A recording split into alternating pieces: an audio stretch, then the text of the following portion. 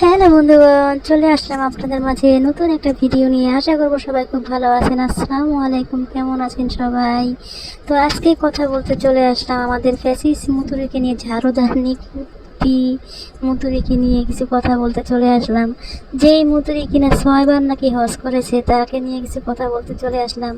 তো 6বার হজ করেছিস তুই মুতুরি, তাই না? তো তোর 6বার হজ করার নমুনা এটা। তাহলে যারা হজ না করছে তারা কিভাবে ভিডিও করবে? 6বার হজ করে তুই মাথার কাপড় ফেলে ভাইয়ের জন্য গান লাগিয়ে অপেক্ষা করছিস। হায় রে, এই গানটা দিতে দিতে কোকিল ডাকে রে, কুকু কুকু মনে বাসি বাজে রে, কুকু। তাহলে খুব ভালো হতো রে মুতুরি। কিন্তু রোমান্টিক গান লাগিয়ে ভাইয়ের জন্য অপেক্ষা করছে। হায় রে মুতুরি রে, মুতুরি একদম এই মানে মুখে লেবাস লাগিয়ে, তারপর ঠোঁটে লিপস্টিক লাগিয়ে পুরুষদের মনোরঞ্জন করিস, তাই না মুতুরি? তুই নাকি 6বার হজ করেছিস, তাহলে এরকম ঠোঁটে গাঢ় কালার লিপস্টিক লাগিয়ে, তারপর চুল খুলে, তারপর ভাইয়ের জন্য রোমান্টিক গান লাগিয়ে তুই অপেক্ষা করছিস, আমার ভাই কখন আসবে, আমার ভাই কখন আসবে, আমার আদরের ভাই কখন আসবে। মুতুরি, তোর আদরের ভাই না, তোর আদরের ভাই, তোর যদি আদরের ভাই হতো তুই সব কিছু লোক দেখানো করিস। আদরের ভাই হলে ভাইটাকে সুন্দর করে ভাইয়ের নামে এত অপমান অপদস্তুতি করতে পারতি না।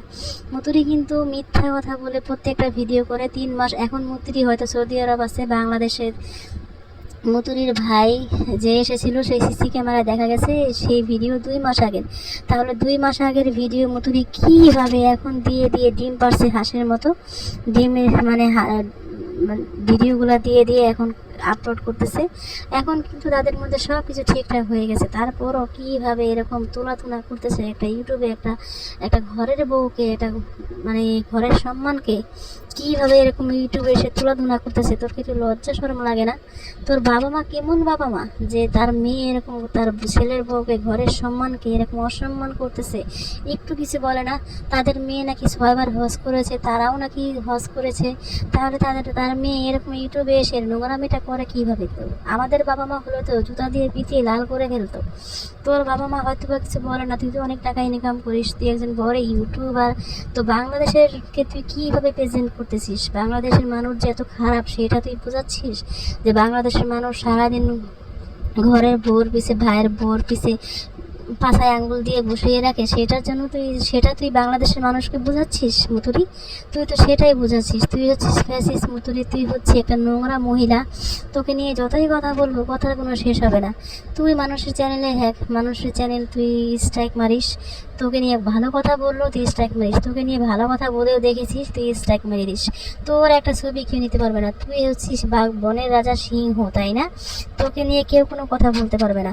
তুই যে নোংরামি করতেছিস, তোর ভাইয়ের বউ মিথিলাকে নিয়ে যেই পরিমাণে নোংরামি তুই করতেছিস, তো আমরা যদি কথা বলি সুজন মিথিলাকে নিয়ে তুই যেই পরিমাণে নোংরামি করতেছিস, আমরা যদি কথা বলি তখন তোর মানে পাছায় আঙুল মানে ঢুকে যায়, তাই না মুতুরি?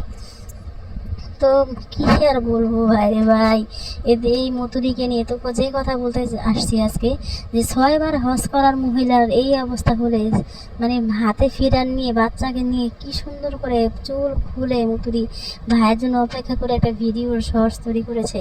তো দেখাচ্ছে তার ভাইয়ের জন্য সে অপেক্ষা করতেছে। যদি সে একটা রাস্তায় বসে অপেক্ষা করতো বা একটা ঘর থেকে রাস্তা দেখা যেত, তাহলে কি অভিনয় ভাই রে ভাই! মুতুরি তুই ভালো অভিনয় জানিস তো।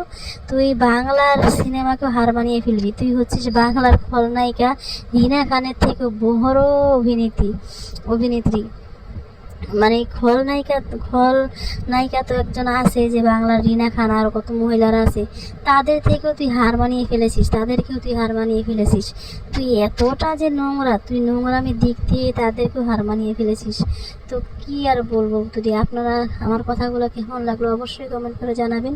তো মুতুরি 6বার হজ করে যদি এরকম হয়, তাহলে যারা হজ করেনি তাহলে তারা কীভাবে নোংরা ভিডিও দিবে, সেটা তো আপনারা ইতিমধ্যে বুঝতেই পেরেছেন যে মানুষের স্বভাব চরিত্র কতটা খারাপ হলে এই ধরনের ভিডিও দিতে পারে। তাদের ফ্যামিলিগত কোনো শিক্ষা নেই, তার বাবা মার কোনো শিক্ষা নেই, তার শ্বশুর বাড়ির কোনো শিক্ষা নেই, তার স্বামীর কোনো শাসন তার মধ্যে নেই, তার স্বামীকে তো সে মানেই না, গুন্দাল্লা বেটাকে তো সে মানেই না, তার স্বামীকে তো সে মনে হয় একটা ঝাটকা দিয়ে সবসময় দূরে সরিয়ে রাখে, কারণ সে টাকা ইনকাম করে, ডলার ইনকাম করে, সে তার স্বামীর ধার ধারে না, তাই না? তো স্বামীর কথা আর মানবে কেন? তো এটাই হচ্ছে কথা। আজকের ভিডিও টপিক এটাই ছিল। আসসালামু আলাইকুম, ভালো থাকবেন সবাই।